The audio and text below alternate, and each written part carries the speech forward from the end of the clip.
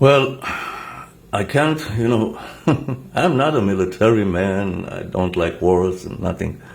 But I cannot be astonished enough, surprised enough when I see all those people that, like they presume to be great commentators, great analyzers of situations, and at the end of the day, they talk so much bullshit.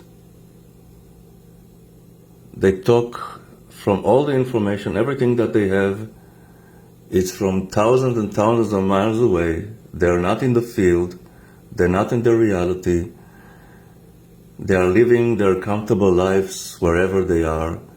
And they are analyzing things from 10,000 kilometers away, 12,000 kilometers away, 15,000 kilometers away, 20,000 kilometers away, 7,000 kilometers away. And all the information that they get is from the newspaper and the news bulletins, which is not the original news bulletins that are generally doing things in a neutral way or in a reality way. Let's hear this person. Absurd. It just makes no sense at all. On the other hand, what I think would be a better analogy is to point out that the Israelis want to find a particular school of fish in the ocean and then annihilate those fish. And they found out that that's almost impossible to do. And so they've concluded that the only way to get to the school of fish they want to remove is to drain the ocean. And that's what they're trying to do. Draining the ocean, however, is the path to a larger regional war. And that's where we're headed. Well, I'm so much amazed that, that he knows for sure that the Israelis want a regional war, and that's what they want. That's what it says that Israel is trying to get, when the thing is completely the opposite. But, I said I stopped being surprised from these people, that they like to be shown, they like to be seen, they like to be heard, they like that people ask their opinions, they like to be, they are older people, and they like to be in the center of things, it makes them feel a little important, it makes them feel appreciated, but they talk so much bullshit, and a lot of times they are using fake news and lies and misleading the people with their words. But it's something that is generally happening all over in different places and in different venues. Well, I heard again more things about what Douglas McGregor said about Netanyahu and things that he wants to do later, that he's doing later in this point in his life. Me, myself, I don't like Netanyahu and all this crazy government. This government is a government of people that are not fit to be, people that are not allowed to be in their chairs, people that are incomfortable, if I said the word, like impotence.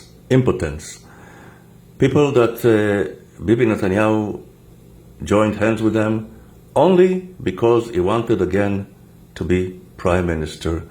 He brought this bunch of, I don't know how to use the word, this bunch of fanatic, crazy people that if, let's say, in a fantasy, theoretically, if we were living in some other parallel universe, there are a lot of people there that wouldn't be accepted to work in a reception in a building. So that's very sad, and that's really has to get to be finished. This is, I think, one of the most horrible, if not the most horrible government that Israel ever had. And Bibi Netanyahu Benjamin Netanyahu, maybe 10, 15 years ago we did, maybe, even then I doubt it. But let's say that years ago we did some good things for Israel. But since he was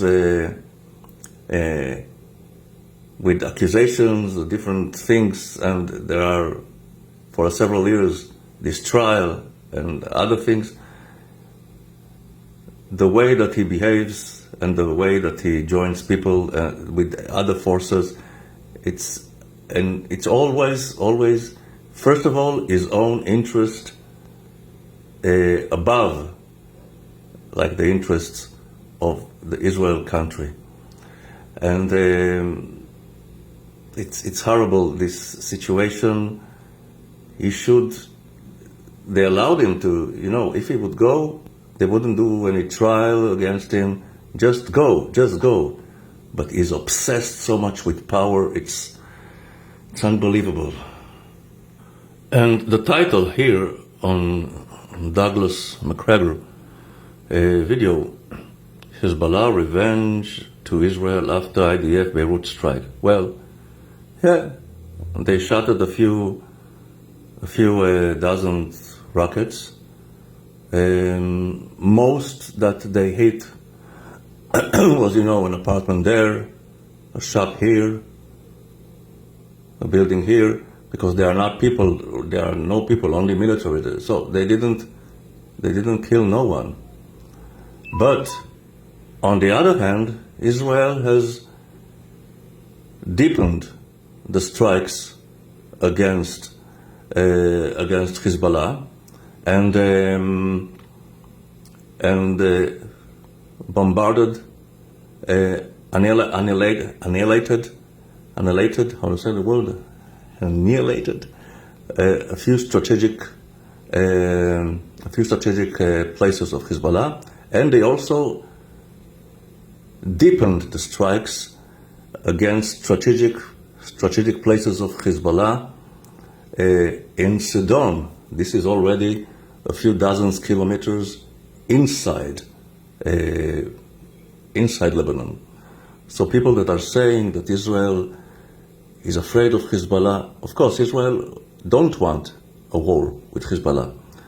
But Nasrallah knows that if he will do more serious things at the end, if it will be a full-scale war, he knows that Lebanon, Beirut, and other places, they will look like Gaza is looking now.